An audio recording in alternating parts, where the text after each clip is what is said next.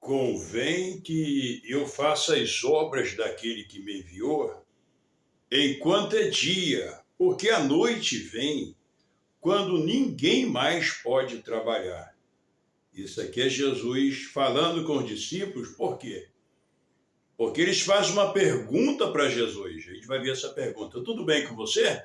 Não esqueça de dar o seu like. Eu do lado direito, dê o seu like, tá bom? Clique no sininho, dê o seu like, comente os nossos vídeos. Isso vai me ajudar bastante, tá bom? Vai me ajudar demais, meu irmão. Então, não se esqueça, tá bom? De comentar, de compartilhar e de dar o seu like aí, tá bom?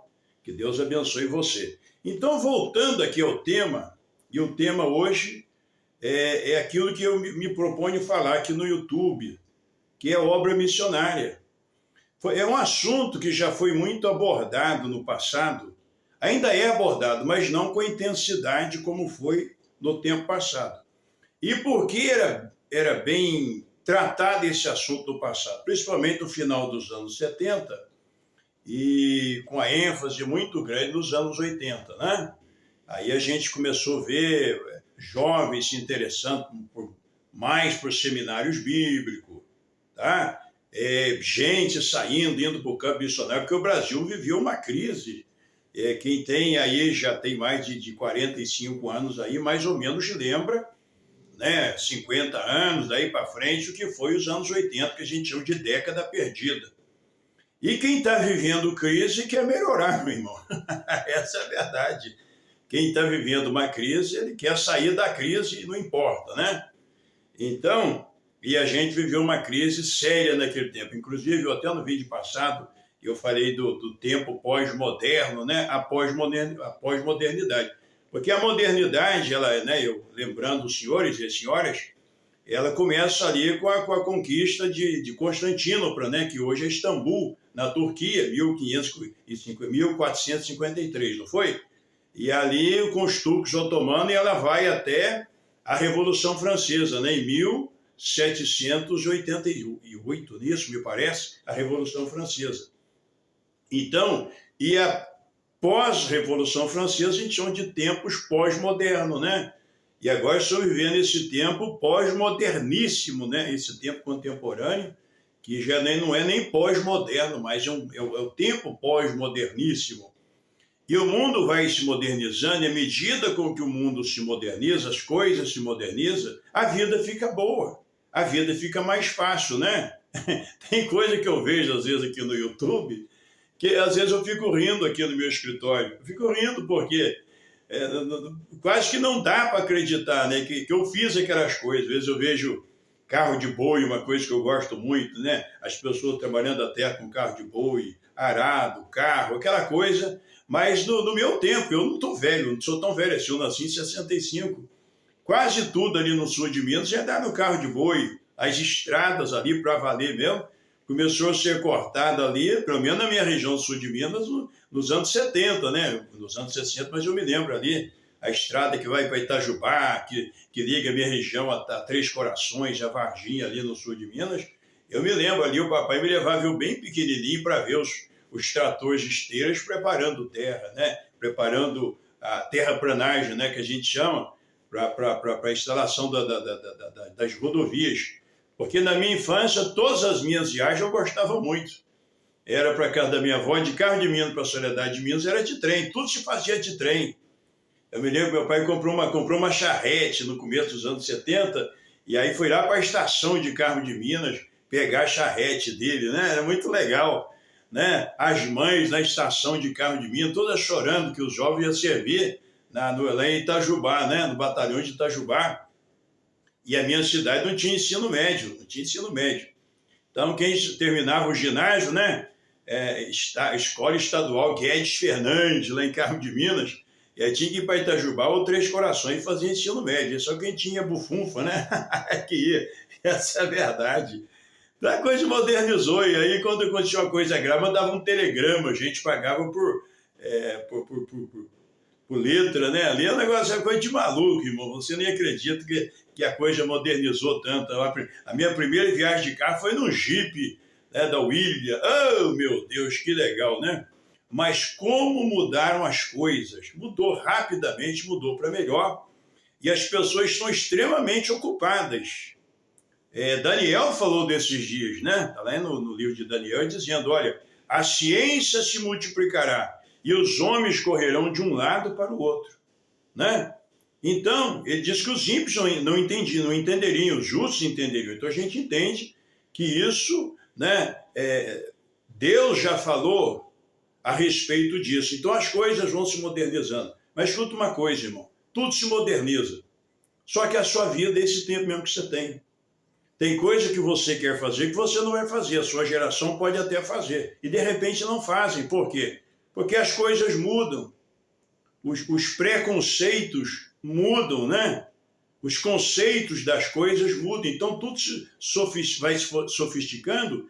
E tem coisa que eu faço que as minhas filhas não fazem e os meus netos também muito menos irão fazer. Essa é a realidade da vida. Mas a pergunta que fica é essa.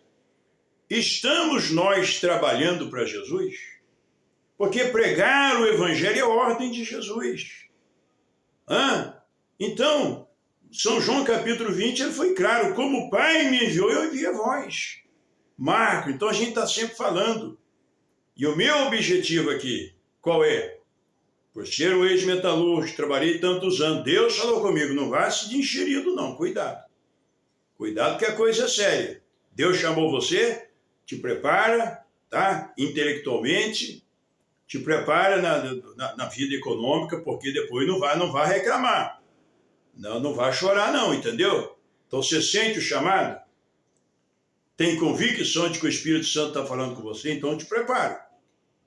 Já foi aquele tempo que o missionário vai para o campo, entendeu? Com a cara e a coragem, tem que ter uma profissão, entendeu? Uma profissão e tem que ter uma formação de nível superior, entende? Porque é muito mais fácil você ser ouvido como advogado, como engenheiro, como médico, como enfermeiro.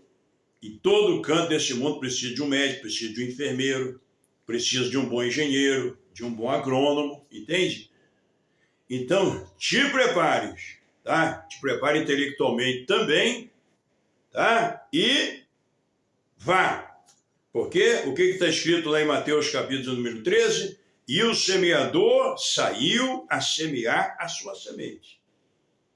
E outra coisa, o tempo passa. Se você não fizer, não tem problema. Alguém vai fazer. Tu te lembra o que o Mardoqueu falou para Esther lá? Olha, se de tudo te calares, de algum lado vai vir o socorro. Se eu me calar, Deus levantará outro para pregar o Evangelho, porque o Evangelho será pregado. Salvação é Jesus que opera o milagre da salvação através do Espírito Santo. Mas a pregação cabe a nós pregarmos.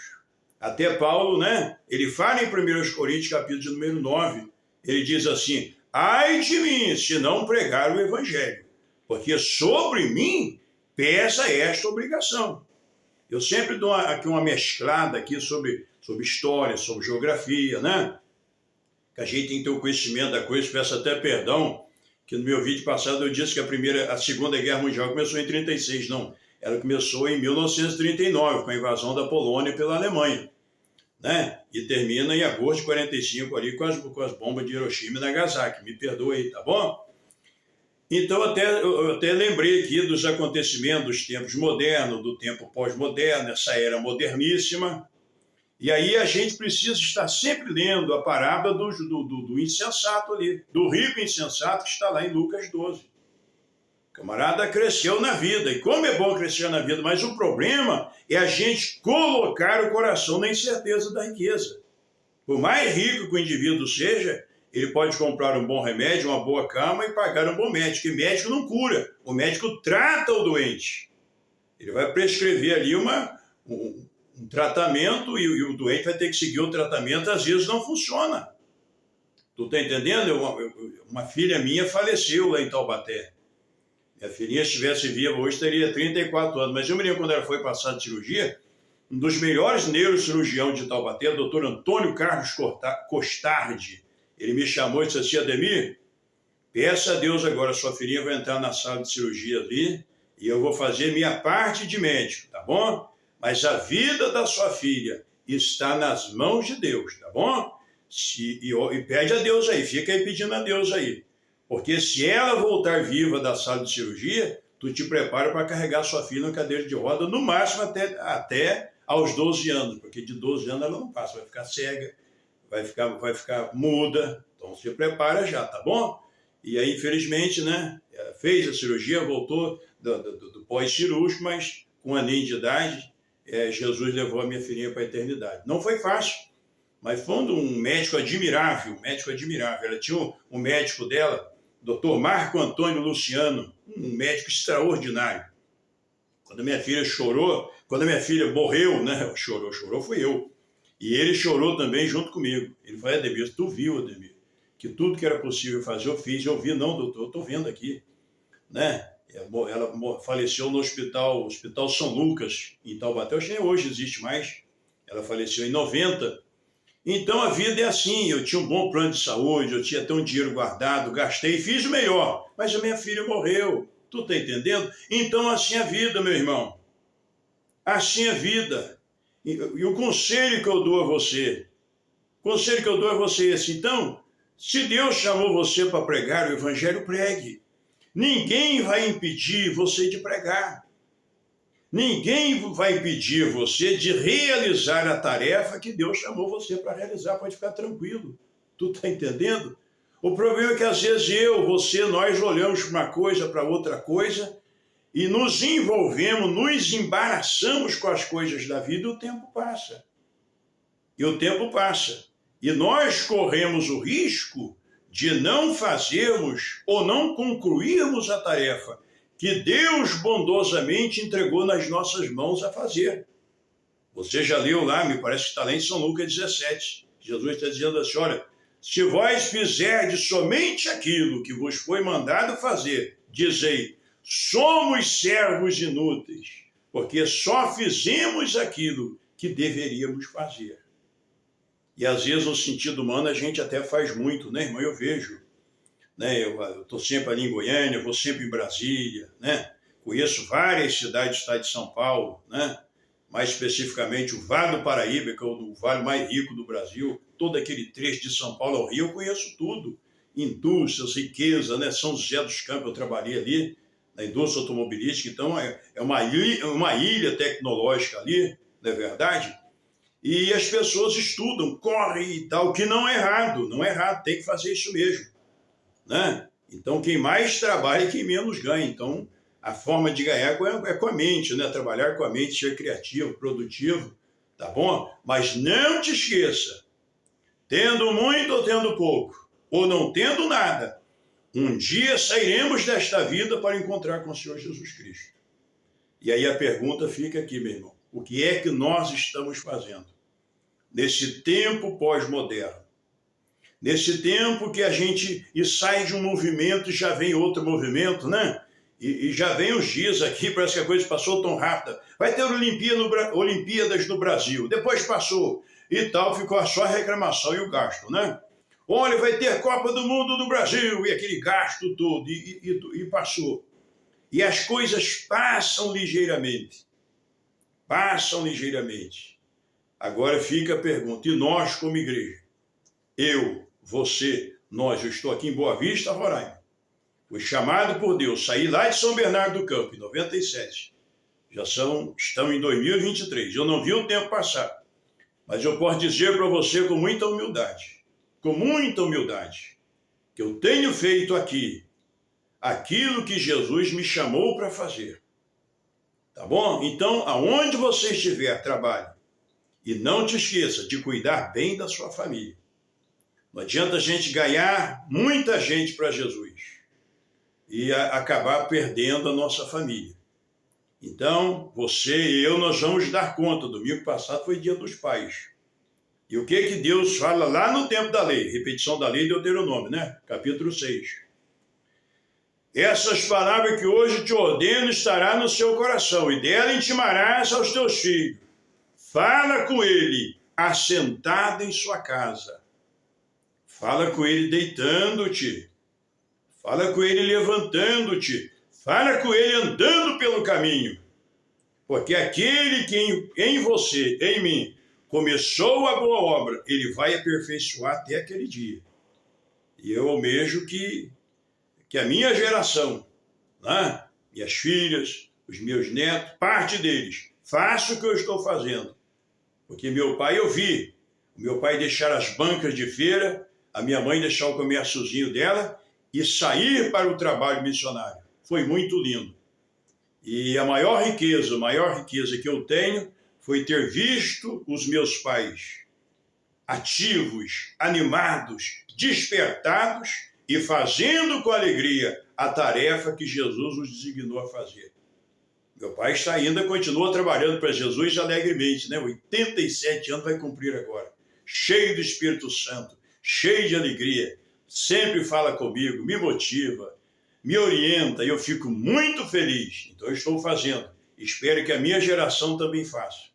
E você, meu querido irmão, tá bom? Você, minha irmã, faça, trabalhe. Porque o que você faz no sentido humano vai ficar para os seus filhos. E a tendência que é, Deus abençoa os seus filhos, porque os nossos filhos são bênçãos e são abençoados. E às vezes nós trabalhamos tanto para os nossos filhos e de repente eles não conseguem cuidar nem daquilo que eles têm, porque Deus sempre dá com abundância. Eu vejo as minhas filhas, como Deus tem abençoado as minhas filhas em todas as áreas da vida delas. Então, de maneira que hoje eu não preciso me preocupar, porque é mais fácil elas cuidarem de mim do que eu cuidar delas, porque Deus deu condições a elas e aos meus erros. E eu fico muito feliz. E todos servindo a Deus. Essa é a minha alegria. Esse é o meu ânimo de ver a minha geração servindo a Deus. Não sou melhor do que você. Então, faça aquilo que Jesus designou você a fazer. Seja você um obreiro de tempo integral, seja você um cooperador na obra de Deus, o que eu digo a você, valeu a pena. São 26 anos aqui na Amazônia brasileira, sendo um pastor missionário. E a cada dia que passa, o meu coração enche de alegria, tá bom? Então, que Deus te abençoe.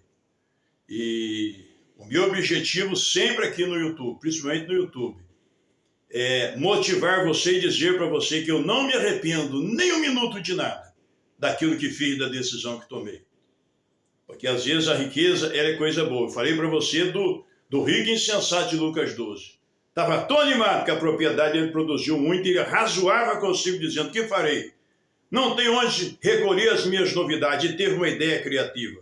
Farei isso, derribarei os meus celeiros e construirei celeiros maior do que esse e direi para minha alma, alma minha, come, bebe e folga, porque tens muitos bens para muitos dias. Mas a noite vai chegar. Ele ouviu uma voz dizendo, louco, essa mesma noite Deus pedirá a sua alma, o que tens preparado para quem será? Aí Jesus fecha dizendo, assim é todo aquele que para si ajunta tesouro, mas não é rico para com Deus. Trabalhe, faça a obra de Deus, Jesus está voltando. E se Jesus demorar um pouquinho mais em vir, nós sairemos desta terra e entraremos na eternidade. E fica a pergunta, onde é que vou passar a eternidade? Vamos pensar nisso. E se Jesus chamou você, não seja negligente. Não seja negligente. Obedeça. Obedeça de coração. Obedeça de coração. Tá bom? E faça a obra de Deus da melhor forma possível. Não se embarace com as coisas dessa vida. Paulo disse a Timóteo, 2 Timóteo capítulo 2, ele disse, tu, pois, meu filho, fortifica-te na graça que é em Cristo Jesus. Aquilo que de mim, entre muitas testemunhas ouvistes, confia-o a homens fiéis que também seja idôneo para ensinar os outros. Sofre, pois, comigo as aflições como um bom soldado de Cristo Jesus, porque o soldado alistado para a guerra não se embaraça com os negócios dessa vida, a fim de agradar aquele que alistou para a guerra. Dê o seu like, compartilhe, ore por mim, ore por nós. De Boa Vista, Roraima, nós estamos orando por você. Um abraço, fique com Deus, que Deus continue te abençoando, você e a sua família, e até o nosso próximo encontro, em o nome de Jesus. Amém. Deixa eu só desligar aqui agora.